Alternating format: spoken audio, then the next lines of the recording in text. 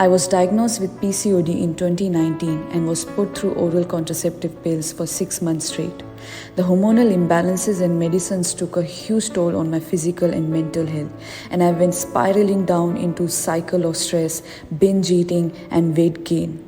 I gained a lot of weight, and the road to a healthy body looked really tough. I broke this cycle with an active lifestyle and good eating habits, along with proper sleep, hydration, and even improving my breathing patterns. And that's what I have been doing myself and paying it forward through my work for many years now. Hi, I'm Kritika. I'm a nutrition and fitness consultant and a yoga ceremony. I corrected my PCOD the right way, needing no medication at all.